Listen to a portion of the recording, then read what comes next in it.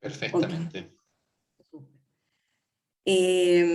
Como Luis ya les comentó, voy a hablar hoy sobre los elementos cómicos y los cinco sentidos. Vamos a tocar algo de los elementos de nuevo, como lo hizo recién Alberto, un lugar común y la concepción de naturaleza en el siglo XII. Me voy a centrar no en un autor, sino que en un tema. Y vamos a ir mirando hasta dónde llegamos y cómo llegamos a un trabajo bien exploratorio. Y bueno, si tienen acotaciones que hacerme y darme pistas, o tal vez ustedes dicen este tema yo lo he visto aquí o allá, y yo se los agradecería mucho que me lo comentaran también. Partamos entonces. Hace algún tiempo atrás, el año 1975, apareció un libro de una autora que se llama Luis, me equivoqué aquí, tiene una E, Luis Vinge, donde ella planteaba que los cinco sentidos eran un subtopo de la literatura y buscaba ciertos ejemplos. Los recorría desde la antigüedad hasta el siglo XX. Uno de ellos es la jerarquía de los sentidos, otro de ellos, entre numerosos otros, ¿no? La cabeza como una ciudadela y los sentidos como puertas y ventanas, y también los cinco sentidos y los cuatro elementos. Yo me voy encontrando con estos cinco sentidos y cuatro elementos últimamente seguido y dije voy a plantear cómo lo podemos ver esto. Y me acordé también que Aaron Gurevich había planteado que los rasgos que se repiten una y otra vez reflejan ciertos valores de la sociedad en la que están. Entonces quería preguntar si este mismo motivo, los cinco sentidos y los cuatro elementos, expresaba siempre la misma idea y qué tenía que ver esta imagen que empieza a repetirse con la concepción de naturaleza en el siglo XII. Vamos a hacer entonces el primer recorrido. Primero vamos a ver las evidencias que yo he reunido al respecto y sus variaciones. Por supuesto, tiene que haber muchas más, pero es lo que he logrado reunir hasta ahora y ordenar hasta ahora. También íbamos a ver los múltiples orígenes que puede tener esta idea y finalmente vamos a llegar a las conclusiones. Vamos entonces primero a la evidencia. El motivo en algunos textos del siglo XII. Vamos a partir por lo más conocido y es la correspondencia entre el macro y el microcosmos de esta imagen. Y probablemente el texto más conocido al respecto es un capítulo, el capítulo 59, sobre la creación del hombre de Honorius Austroneensis, en su libro Elucidarium. Ahí explica por qué el hombre tiene una naturaleza corporal. Voy a leer la cita entera. Me dice, lo tiene a partir de los cuatro elementos. Por ello se le llama también microcosmos, esto es, mundo menor, pues tiene de la tierra la carne, del agua la sangre, del aire la respiración y del fuego el calor. Su cabeza es redonda, al modo de las esferas celestes, en la que brillan dos ojos como dos luminarias en el cielo. Asimismo, la adornan siete aberturas, como las siete armonías del cielo. El pecho, en el que giran el aliento y la tos, se asimila al aire, en el que se agitan los vientos y los truenos. El vientre recibe todos los líquidos, como el mar todos los ríos. Los pies sostienen todo el peso del cuerpo, como la tierra todas las cosas. A partir del fuego celeste, tiene la visión, del aire superior, la audición, del inferior, el olfato, del agua, el gusto, y de la tierra, el tacto. Tiene la participación de la dureza de las piedras en los huesos, de la fuerza de los árboles en las uñas, de la belleza de las hierbas en los cabellos, el sentido junto con los animales. Esta es la sustancia corporal. Entonces vemos que hay una serie de correlaciones entre el mundo mayor, digamos, el universo, y el mundo menor. Y entre estas muchas aparece esta, ¿no? A partir del fuego celeste tiene la visión, del aire superior la audición, del inferior el olfato, del agua el gusto y de la tierra el tacto. Y esta es la imagen o la idea que vamos a ir rastreando en otros textos también.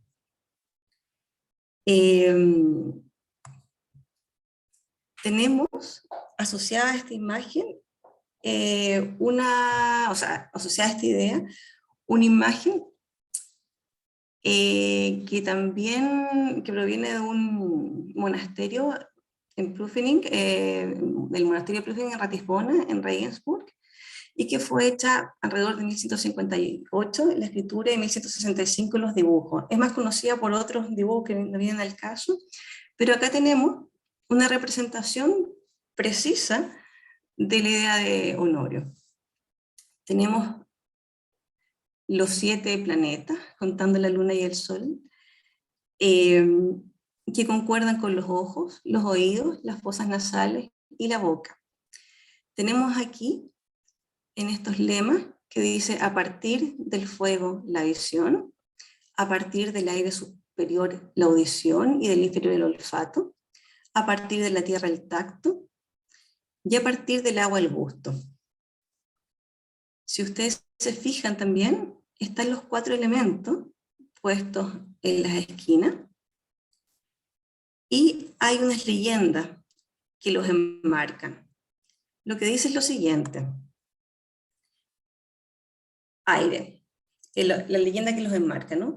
El aire da lo que sopla, suena, escucha, huele. O sea, estamos relacionando el aire con la audición y con el olfato. Fuego, el ardor del fuego da la visión, la movilidad. Agua, el regalo del agua, el humor del gusto, además el uso de la sangre. Tierra, de la tierra toma la carne, el tacto y el peso. Tenemos entonces la equivalencia que habíamos encontrado en Honorio, pero añade 2 elementos que no estaban: la movilidad y el peso. Esto ya lo vimos. Y si ustedes se fijaron, en las esquinas, nuevamente, están los 4 elementos. Y aquí están descripciones de las cualidades de los elementos. Estas descripciones son las siguientes: el fuego es sutil, móvil, agudo; el aire es sutil, móvil y romo, como en lo contrario de agudo, digamos; el agua es densa, móvil y roma; y la tierra es densa, inmóvil y roma. Estas son las cualidades platónicas de los elementos, no así como de las que habló Alberto recién, que son: la tierra es fría y seca, el agua es húmeda y fría, que son las cualidades hipocráticas aristotélicas. Esta leyenda que está acá también la encontramos unos años más tarde en El Jardín de las Delicias de Rada de Hohenburg, ¿no? Vinculando nuevamente el aire con la audición y con el olfato, la tierra con el tacto, y el gusto con la humedad, y la visión con el fuego. Imágenes similares encontramos también en otros textos, por ejemplo en Alejandro Neckam, en su De Naturis Rerum, cuando habla sobre el hombre, el primer capítulo del hombre, y también una equivalencia no completa, pero similar, encontramos en Hildegarda, con su libro sobre las causas y las curas de las enfermedades.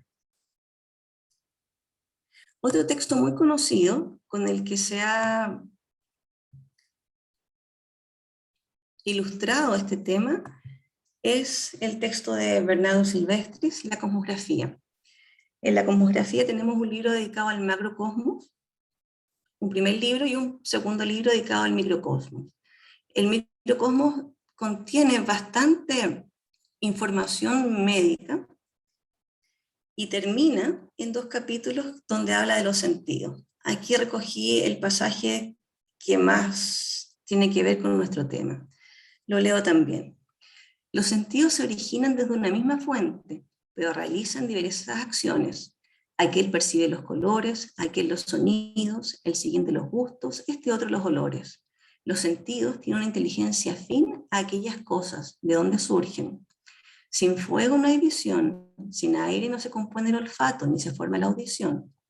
El gusto es afín al agua, el tacto a la tierra, obrando con cosas de su misma sustancia.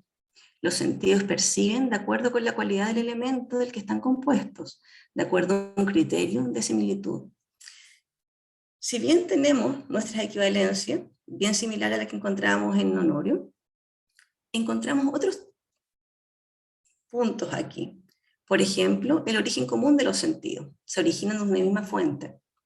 Una afinidad material entre los sentidos y los objetos de los sentidos. Y esta afinidad material está dada porque tanto los sentidos, los órganos de los sentidos, como los objetos de los sentidos, están constituidos por el mismo elemento.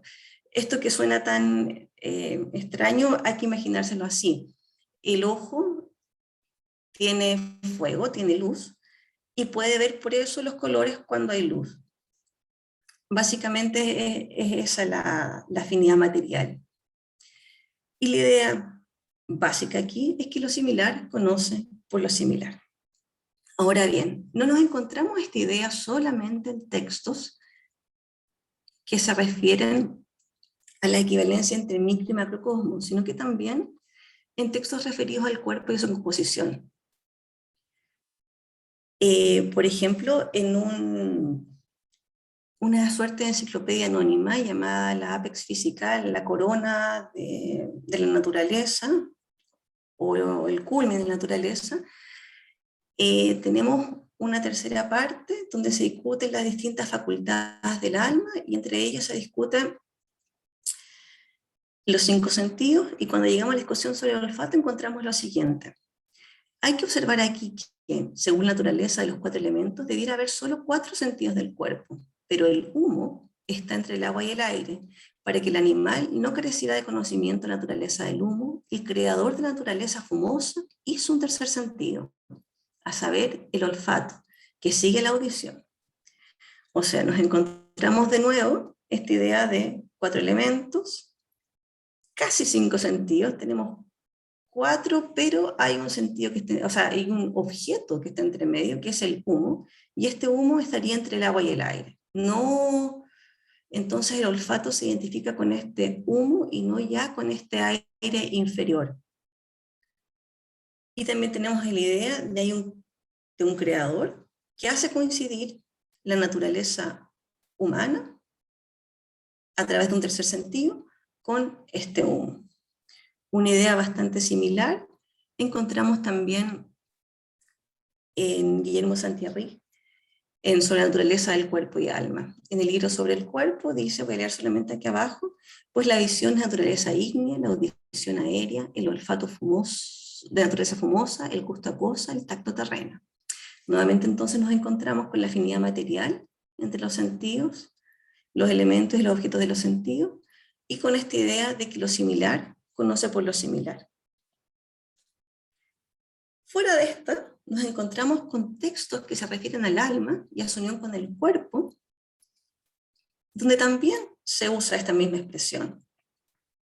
Por ejemplo, en Isaac de Estela, en su carta sobre el alma, cuando discute las diferentes facultades del alma, viene a decir, es por esto que, debido al número de instrumentos, se la llama quintopartita, aunque interiormente no sea sino solo una.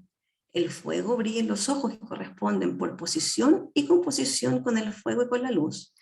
El aire sutil, puro y cercano al fuego, suena en los oídos que corresponden por su posición con el aire y por su composición con la sonoridad. Y los demás aparecen en los demás. El aire espeso y fuliginoso, con olores y hedores, aparece por medio de la nariz, y el agua se sabe por medio del paladar. La tierra se solidifica en el tacto, sobre todo del pie y de la mano, que son los miembros con los que más tocamos la tierra.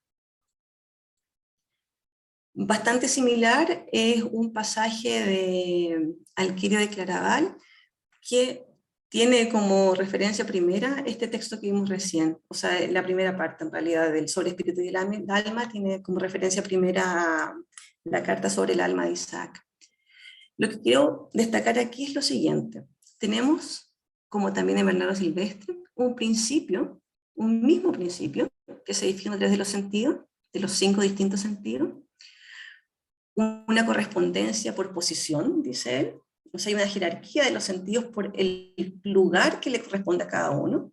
Viene primero el fuego, después el aire superior, después el aire caliginoso, después el agua y después la tierra, y una correspondencia por composición, y esta correspondencia por composición hace que seamos capaces de sentir las cosas que sentimos, los distintos objetos de los sentidos.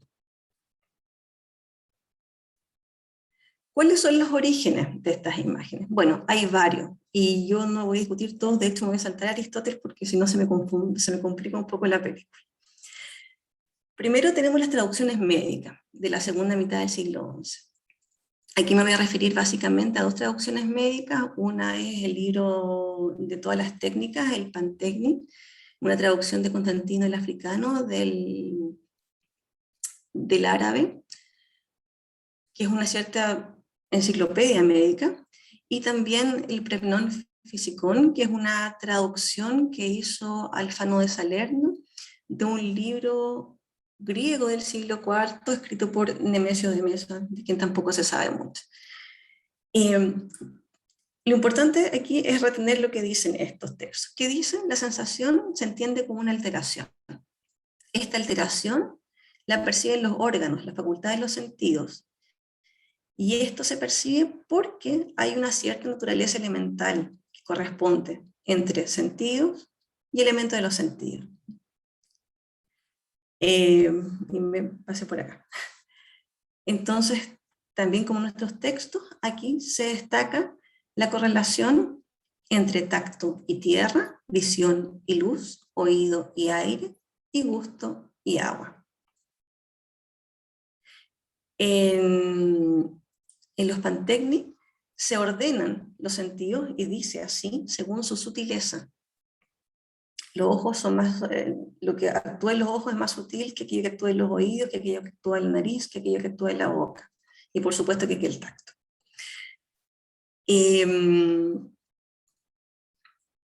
De acuerdo al Premnon Physicon, la facultad del olfato y su elemento, el vapor, están en medio de la naturaleza del aire y del agua. De ahí que la naturaleza creara un quinto sentido.